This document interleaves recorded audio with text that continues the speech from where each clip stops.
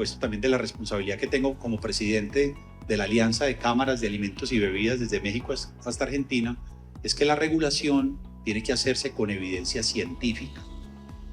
Porque, ojo, y lamentablemente en América Latina algunos reguladores se han ido inclusive apartando del Codex Alimentarius, que es como nuestro santo grial en la industria de alimentos, donde a nivel global todos nos ponemos de acuerdo para definir esas normas. En América Latina, lamentablemente, nos hemos apartado inclusive de la evidencia científica como mecanismo para la regulación. Les podría poner algunos ejemplos. El debate que hoy hay, por ejemplo, sobre aditivos que la ciencia ha demostrado que son seguros siempre y cuando se hagan en las concentraciones y demás, y el anhelo de algunos reguladores de simplemente eliminarlos por su condición de síntesis químico, por ejemplo. Ustedes recuerden este debate que hoy hay en la FDA en Estados Unidos de eliminar unos aditivos por volverlos, por ir hacia los aditivos naturales, que bienvenido todo lo que sea natural, no faltaba más, pero sin entender que estamos hablando de alimentar a nuestra especie. Y en asuntos de reformulación sí que hay siempre estos debates acerca de cómo avanzar hacia una reformulación que nos permita cumplir los objetivos que tiene el sector, alimentar a nuestra especie, pero hacerlo además de forma no solo segura en términos de la inocuidad, sino también deliciosa en términos de los sabores. E insisto, la regulación juega un papel importante, pero la reformulación va... Yo he estado relacionado con el mundo de la innovación por algunos temas. Normalmente la regulación va por detrás de la innovación. En el mundo de los alimentos tenemos siempre que esa reformulación ajustada en unos parámetros técnicos, pero permitirnos mover como el estado del arte, las prácticas, la forma de actuar, reconociendo por supuesto que la evidencia científica es la que tiene que conducir esta conversación. Y todo método científico siempre está en contraste. Hay hipótesis, tesis, nuevos descubrimientos, investigaciones a fondo para poder ir moviendo, insisto, esa rayita de la formulación. Dejo si quieren por ahora por ahí.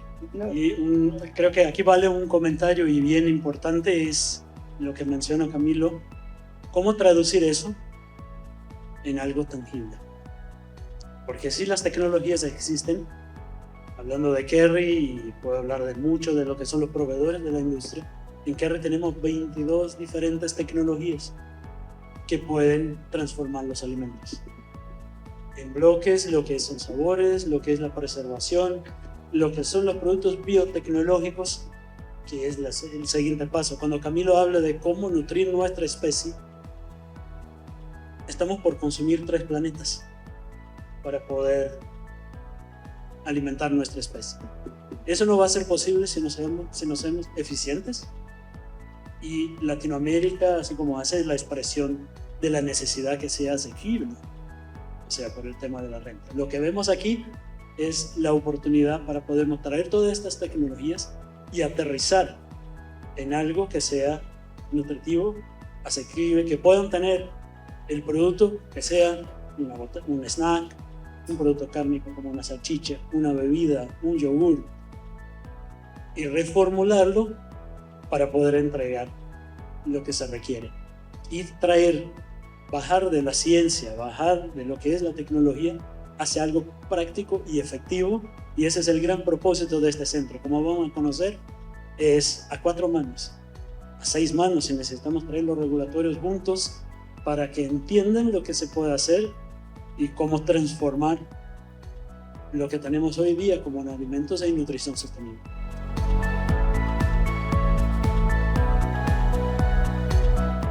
Lo primero es que ningún país del mundo que ha implementado este tipo de medidas, ya te voy a decir cuáles, ha podido avanzar en salud pública. Etiquetado, restricción a las ventas. Por ejemplo, en México si tienes un sello no le puedes vender a niños. O prohibición de la publicidad. O impuestos. Y hay como 7 medidas. Ahí en la Junta, Reinaldo también nos acompaña de vez en cuando, siempre estamos monitoreando. Entonces lo primero, hay que tener claro que ese escenario hostil está y seguirá estando. Hace 8 años ya, Bernie, estábamos estudiando el impuesto saludable y empezamos a hacer un montón de cosas para evitar que se pusiera. Esto es ante todo una discusión política para que lo tengan en cuenta. Porque sin duda como país o como región o como humanidad tenemos que tomar decisiones para enfrentar las enfermedades no transmisibles. Eso está ahí sobre la mesa y hay que combatir la obesidad. Lo que pasa es que lo regulatorio tiene que ayudar para que, a diferencia de lo que está pasando, y es que creas incentivos perversos a través de la regulación, pues entremos en espirales positivos para que la regulación ayude. Déjeme le hablo entonces de dos, sobre todo los que más están tallando. Yo recuerdo cuando hace 6 años, 7, se dio la discusión en Chile de los sellos y toda la industria en el mundo dijo ni por el berraco los sellos. Hoy yo preferiría los sellos de Chile a los que nos terminaron imponiendo a nosotros. Entonces, nos tenemos que anticipar porque eso va a ocurrir. Claro, tenemos que estar entendiendo que es una discusión política con todos los elementos técnicos, económicos y hasta políticos para poder gravitar allí. La norma, por ejemplo, colombiana, más temprano que tarde, en etiquetado se tiene que revisar. Le voy a poner 2 ejemplos de lo que hay que revisar. Yo veo imposible que políticamente vayan a quitar los sellos, pero hay que revisar un par de cosas. Por ejemplo, la prohibición de hacer claims, de si tienes al menos un sello, me parece equivocado, porque inclusive estás castigando al mismo consumidor. Que eventualmente no puedas hacer un claim relacionado con el alto en azúcar o grasa o energía cuando tienes alguno de los sellos que está allí. Pues sí, pero si tienes otras características. Otro que hay que corregir, por ejemplo, esa relación de sodio con calorías. Eso no tiene nada que ver. Eso técnicamente está mal hecho, por solo hablar de etiquetado. En impuestos saludables sí que hay que arreglar muchas más cosas. Desde las categorías que son sujetas de ellas, del impuesto. Voy a poner un ejemplo. ¿Cómo así que todos los cárnicos, salvo la butifarra, la mortadela y el salchichón, están excluidos? Pues todos salvo esos 3. La diferencia nutricional entre una salchicha y una mortadela es ¿cuál? 0, es el mismo producto. Pero uno paga el impuesto y el otro no. Hasta, por ejemplo, cómo se paga el impuesto. Ahí en la Junta nosotros hemos discutido mucho que para el próximo Congreso de la República, para el próximo gobierno, le tenemos que mostrar con evidencia numérica que aquel anhelo con el cual el actual gobierno puso el impuesto y era que el recaudo fuera 0, Bernardo recordará que tuvimos al ministro Campo hace 4 años en Cartagena. Él dijo, no se preocupen que nuestro objetivo del recaudo es 0. En solo alimentos, sin incluir bebidas o plásticos, se han recaudado 4.7 billones de pesos. Lo que pasa es que quedó mal hecho, porque un alimento que está en exceso de los 3 nutrientes paga lo mismo de un alimento que tenga en exceso un nutriente. Nuestra sugerencia es que dividamos eso por nutriente, pero que tengan unos brackets también, en los cuales no pagues el impuesto, pagues un poco y pagues mucho más.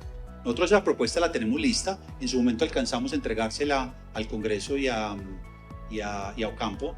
Como era una discusión política no nos pararon bolas, pero creemos que con el próximo Congreso de la República, que es el que tiene la facultad tributaria, tenemos que dar esa discusión. En este momento hay 2 proyectos de ley que quieren prohibir todo tipo de publicidad de lo que tenga al menos un sello y prohibir las ventas escolares de todo lo que tenga al menos un sello. Eso es equivocado. ¿Qué necesitamos? Claro, la Cámara y la ANDI juegan un papel activo, pero necesitamos que todo el mundo esté enterado para que después no nos caiga solo el muerto encima. Nosotros, insisto, hace más de 8 años sabemos que esta regulación va a llegar. Tenemos que anticiparnos. Creemos mucho en la autorregulación. La industria se tiene que autorregular. En publicidad dirigida a niños, por ejemplo. Estamos a punto de actualizar nuestro reglamento interno, que es un acuerdo de autorregulación, para que aquellos alimentos que superen un umbral no vayas a hacer publicidad al niño. No porque el alimento le haga daño al niño, no. Para darle la libertad al papá y a la mamá que tomen las decisiones frente a qué le dan o no le dan a sus hijos. Pero, insisto, ahí tenemos mucho por trabajar, porque lo más paradójico es que los principales afectados son los consumidores. ¿De dónde salen esos casi 5 billones de pesos? Del bolsillo de todos los consumidores. Lo pagan las empresas, pero al ser un impuesto piguviano que quiere corregir una conducta, eso sale el consumidor, ¿cierto? Pero necesitamos, insisto, que podamos trabajar todos de la mano, porque los principales, en términos empresariales, que más les talla el impuesto son las micro y pequeñas empresas.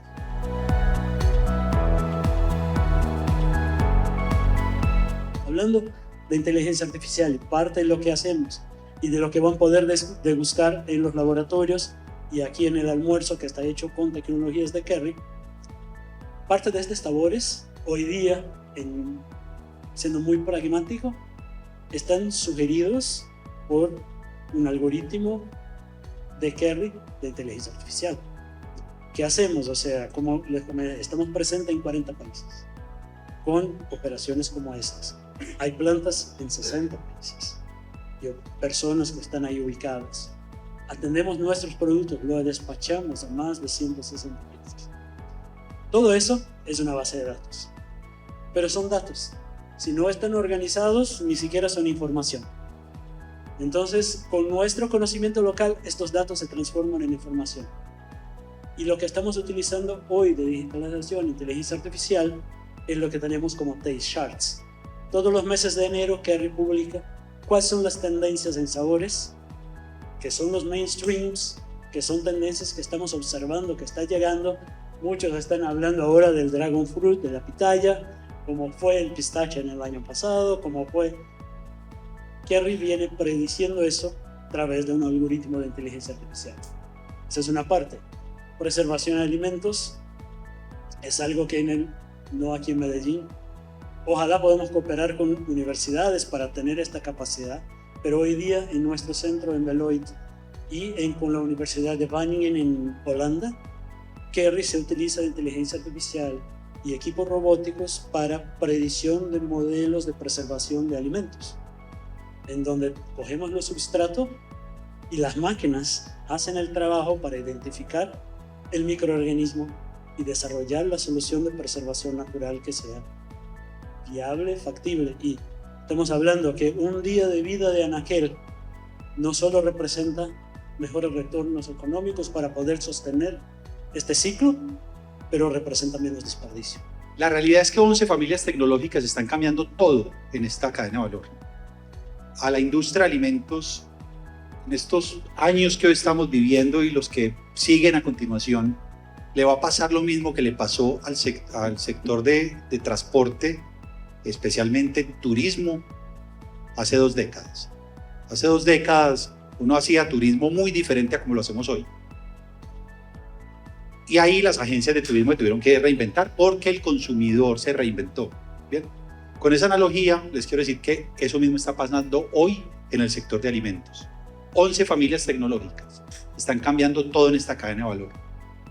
Desde cómo se conceptualiza el alimento, cómo se diseña, cómo se transforma en una planta de producción, cómo se comercializa el alimento, cómo se disfruta por parte del consumidor y cómo se hace la vigilancia por parte del Estado.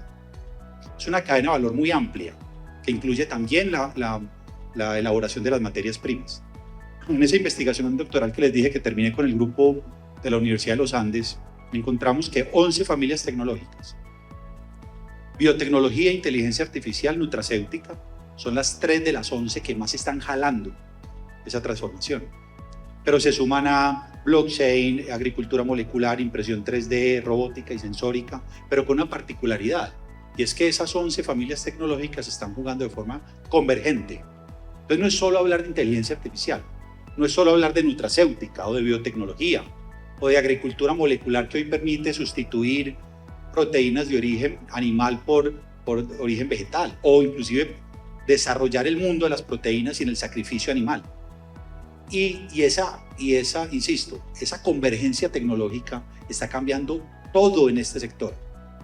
Y las empresas, no importa su tamaño, esto opera para los micro, pequeños, medianos, grandes, muy grandes, nacionales, multinacionales, aplica para los que solo están en una matriz, en una cadena, o los que están en muchas cadenas, los que tienen el alimento listo para el consumidor o están en la cadena del food service o desarrollando alimentos que son materias primas de alimentos. Opera para todos, y es que el cambio es profundo. Profundo, insisto, es que las empresas que no se hayan dado cuenta pueden estar jugando hoy como actores de estas 3 tipologías de películas. Los de Volver al Futuro, todos nos vimos Volver al Futuro, ¿no? Somos de la generación que vimos Volver al Futuro y veíamos a los actores yendo al futuro y después volviendo y viendo cómo atraían ese futuro, ¿cierto? Segundo, los de El Limbo, que es esa película en la que el consumidor está, el protagonista está vivo y muerto a la vez. Y tercero, los muertos vivientes, son aquellos que están muertos y no se han dado cuenta. ¿Cuál es la película que las empresas van a jugar sin importar su tamaño y categoría en esas 3 tipologías? Y es donde, por ejemplo, aquellos que son actores de Volver al Futuro ven la innovación como una oportunidad de atraer del futuro ese portafolio y lo quieren ya. Donde cuando hablamos de la adopción de inteligencia artificial, nutracéutica, biotecnología y todo lo que se le parezca, es anticipar. Los que estamos hablando del que está vivo y muerto a la vez, sube el dólar y les va bien, pero baja y se quebraron, o se abre el mercado de Venezuela y les va súper bien, pero se cierra el de Ecuador y se quebraron, ¿cierto? O aparece el arancel recíproco de Trump y al principio se quebraron, pero después ganaron porque quedaron con el 10 versus la competencia con el 40. Esos son los del limbo, me refiero, están vivos y muertos a la vez. Ahí la conversación es acerca de eficiencia, productividad. Entonces, ¿cómo la innovación le pega a la productividad, le pega a la eficiencia? Y los muertos vivientes, lo paradójico del muerto viviente es que está muerto y no se ha dado cuenta, pero hay que ayudarle a través de la innovación a que brinque a otro árbol, porque eventualmente donde está ya no es viable ese modelo de negocio. Y es donde, insisto, la innovación, la inteligencia artificial, la tecnología juega de forma sistémica en esas tres tipologías. Hay cosas que son secretos industriales y que se preservan, pero hay cosas que hay que compartir, porque si no, no va a haber la solución. O sea, los niveles de inversión que se requieren para poder estar frente a la tecnología o al mismo, no salirse del limbo a ver lo que está más adelante, eso es un valor que hay compañías que pueden llegar a tener, sí, pero estas compañías son las que ya están trabajando de otra forma.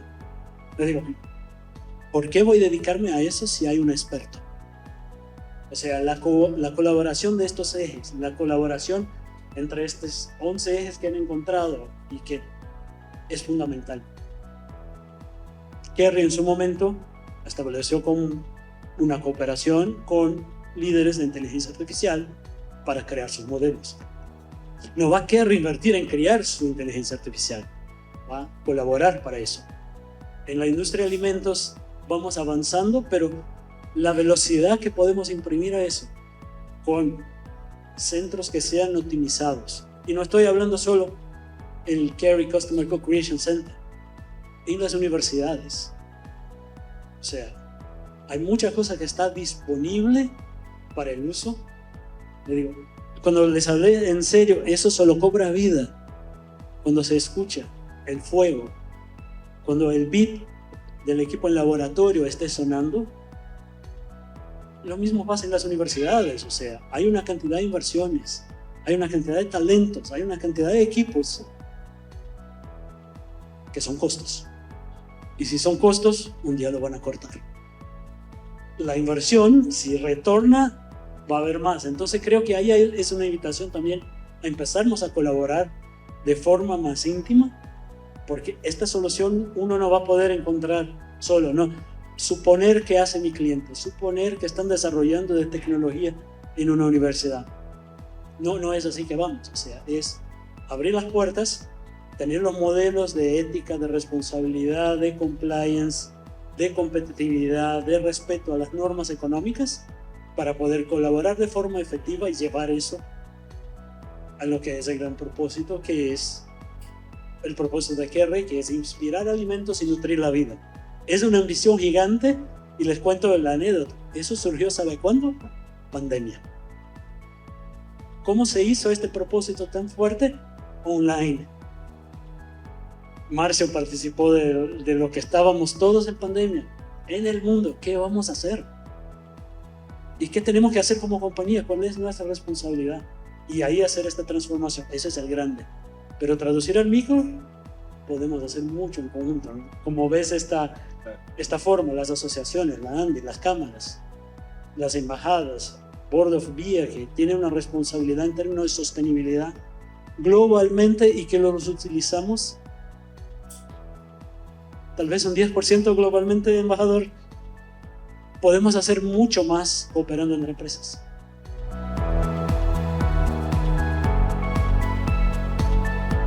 Lo que estamos haciendo en Kerry, y creo que podemos, con lo que he visto en Colombia en términos y en específico Medellín, Hay preguntas de por qué Medellín, no Bogotá.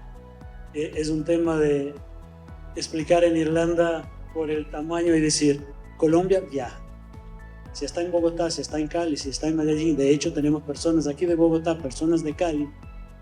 Es una dinámica que el más importante, y ese es el bonito de Colombia, el más importante es la solución a mi industria, a mi consumidor. Entonces, eso es un punto interesante del por qué Medellín, que es una pregunta que muchos hacen. Obvio, la planta está más cerca, pero sí es eso, Colombia. Busquemos en dónde están lo óptimo a lo que pueda atender todos, y eso es el propósito que estamos haciendo. Países del mundo que aún tienen una frontera agrícola por desarrollar, y sobre todo en esta ubicación, donde tenemos todo el año, todas las estaciones. No tenemos el choque térmico que ustedes tienen en Irlanda, que pasan de invierno a primavera y así, sino que aquí hay primavera universal en Medellín, ¿o no? La ciudad de la eterna primavera, como hay ciudades de invierno universal. En la próxima semana, y voy a aprovechar para el comercial, vamos a tener aquí en Medellín el 6º Congreso Agroindustrial de la ANDI, totalmente invitados los que quieran estar, y vamos básicamente a continuar respondiendo una pregunta, y es ¿qué tiene que hacer Colombia para volverse un país relevante en agroindustria en el mundo? Dicho de otra forma, ¿qué tenemos que hacer para llegar al top 10? Hoy estamos en el 27. Y hay muchas cosas por hacer y lo vamos a ver en el Congreso. Pero sostenibilidad, desarrollo sostenible. A mí me gusta ponerle ese primer nombre al apellido del desarrollo, que es desarrollo sostenible, es sin duda el principal, si no el único factor con el que Colombia se va a poder diferenciar de sus principales competidores. Yo veo muy difícil que en volumen compitamos, por ejemplo, en la región contra Argentina o contra Brasil. Pero si le metemos genuinamente el desarrollo sostenible a nuestra oferta de valor, no solo podemos competir, sino ganar. Pero ¿qué es desarrollo sostenible desde nuestra perspectiva? Varios elementos.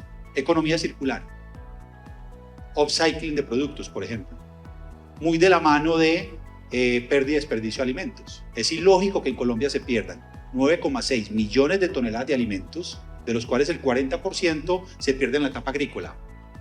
Llegó el momento de la cosecha y no hay quien la compre. 17% en los hogares, restaurantes y casinos. Entre el primero y el último, casi el 60%. Pero dos elementos que desde mi perspectiva le tenemos que meter toda la ficha. Uso sostenible de la biodiversidad. Colombia es un país privilegiado en biodiversidad. Por metro cuadrado tenemos más biodiversidad inclusive que todo el África junto. Competimos con Brasil, por supuesto, por la selva amazónica, pero nosotros tenemos nuestro... Sí, compartimos al sur del país, pero ojo, Colombia tiene el Chocó biodiverso, que eso arranca en Costa Rica y va a dar hasta Perú, pasando por Ecuador. Y ahí la biodiversidad es monumental, que tenemos que aprovecharla desde el uso sostenible. ¿Cómo vamos a ir a buscar esas soluciones, esas tecnologías, para que efectivamente incorporemos eso en nuestras matrices? Eficiencia energética, un tema fundamental.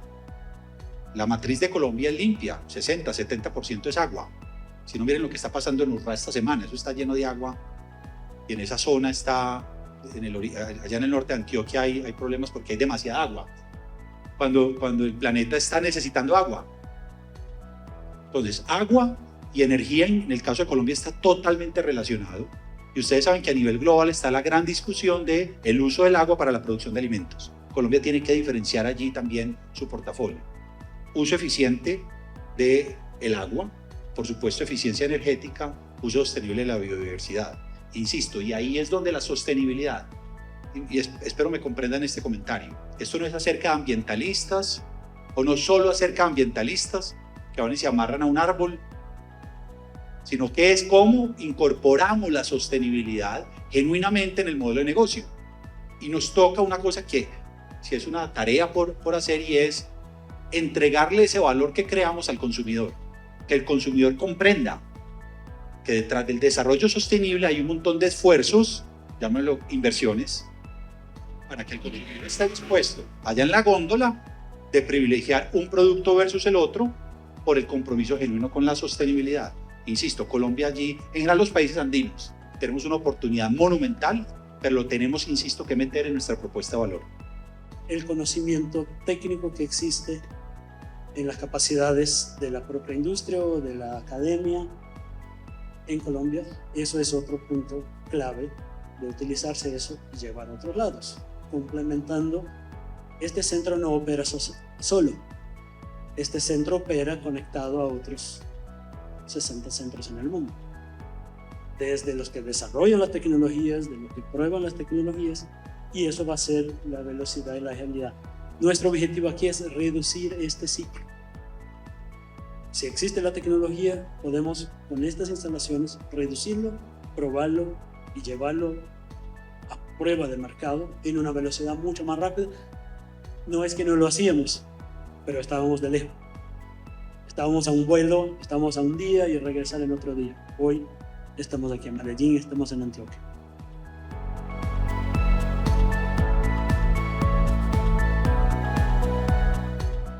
Para mirar al futuro hay que mirar dónde estamos hoy primero. La industria de alimentos está saliendo del peor año en 20 años para la industria de alimentos, que fue el 2024. Todas las categorías cayeron, todas, en volumen, en producción. Y el 2024 confluyeron varias cosas. Primero, pues que los años anteriores habían sido muy buenos. La pandemia movió mucho las categorías. En el 2024 apareció algo que desde mi perspectiva es una equivocación de política pública, que es el impuesto saludable. ¿Cómo le van a poner el 20% a la comida de la gente? Es que... Pero bueno, algunas regulaciones ya se implementaron en toda su extensión, etiquetado. Desde nuestra perspectiva hay un error técnico en cómo se formuló esa norma, porque recuerden que es una relación con las calorías, no es ni siquiera cuánto hay de cada nutriente con lo absurdo que usted reformula, entonces está pisando la cola, pues porque le está bajando calorías y la relación se la termina tragando, salvo que haya soluciones pues ya muy orientadas a un sello u otro en particular. Entonces venimos del 24, que fue el peor año en 15 años, en 20 años, perdón, el 25 los números nos dan mucho mejor.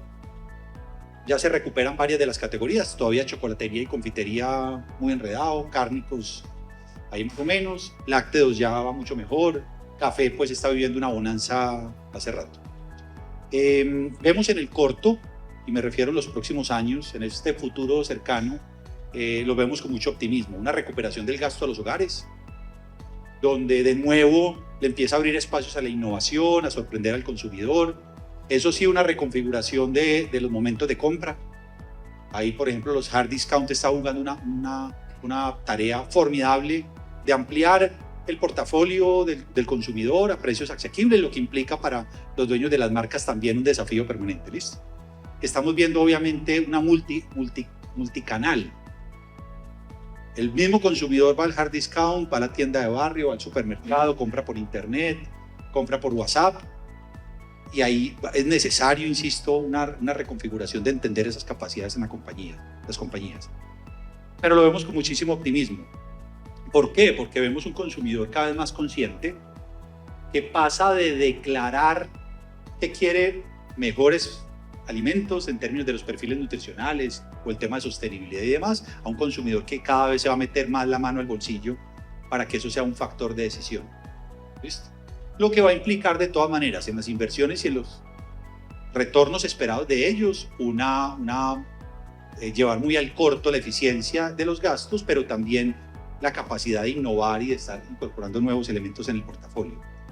Porque es que ahí Colombia tiene una oportunidad gigantesca. Bien, Reinaldo estaba notando el tamaño de nuestro mercado, pero es que yo quiero acotarlo un poquito más. Colombia, en términos de alimentos con valor agregado, alimentos transformados, compra lo mismo que todo Centroamérica junto. Eso es un mercado relevante. Además, con una ventaja, y es, los de operaciones me ahorcan cada vez que yo les digo esto, pero tiene una gran ventaja, y es que está dispersa esa población en toda la geografía nacional.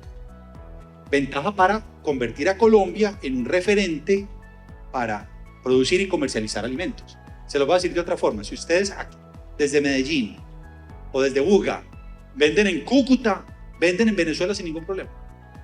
Si desde Bogotá venden en Pasto, venden en Ecuador, Perú. Si desde, desde el eje cafetero venden en la costa Caribe, son capaces de vender en Centroamérica, en el Caribe. En términos de la operación logística, de la pertinencia del portafolio, ahí hay una oportunidad, insisto, monumental. Pero recuerden, en la exportación vamos a pasar la humanidad de cerca de 8.500 millones de habitantes a 9.800 millones de habitantes en el 2050. Entonces en 20 años, 20 y pico de años.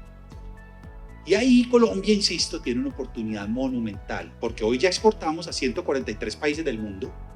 Les voy a dar un dato interesante. Colombia exporta de los 56 países de la Unión Africana de forma recurrente a 36 de ellos. Obviamente tenemos a través de los mecanismos de integración oportunidad de llegar de forma preferencial a algunos mercados relevantes del mundo, pero es donde vuelve y juega. La regulación tiene un papel fundamental. Nosotros en ALAIAP y en la Cámara de Alimentos vamos por un rescate del Códex Alimentarios como el referente para todas las normas, pero va a implicar, insisto, ser capaces de afinar de forma muy precisa un futuro que va a ser cambiante. Porque, insisto, como hoy nos alimentamos, va a cambiar significativamente en la próxima década. Y va a cambiar significativamente también aquellos que se dediquen, como muchos de ustedes o todos, a alimentar, a nutrir, a hidratar, aquí había anotado una palabra, a responder con conveniencia a un consumidor cada vez más exigente, donde ese consumidor en el futuro va a pasar de, aquí en Medellín tenemos un dicho que es 3 golpes al día, desayuno, almuerzo y comida, a 7 golpes al día. El snack, por ejemplo, empieza a jugar un papel protagónico en la proteína, en el momento del consumo, no solo desde la indulgencia, sino también de las características nutricionales. Entonces vemos el futuro con mucho optimismo, con muchas oportunidades para la industria instalada en Colombia, pero tenemos una gran tarea por hacer. Lo tocaste ahora, tenemos que avanzar mucho más en educación de nuestro consumidor, que comprenda todos estos esfuerzos en innovación, en desarrollo, todas las inversiones que se hacen para que efectivamente en el tiquete esté dispuesto a pagar todo lo que esto implica.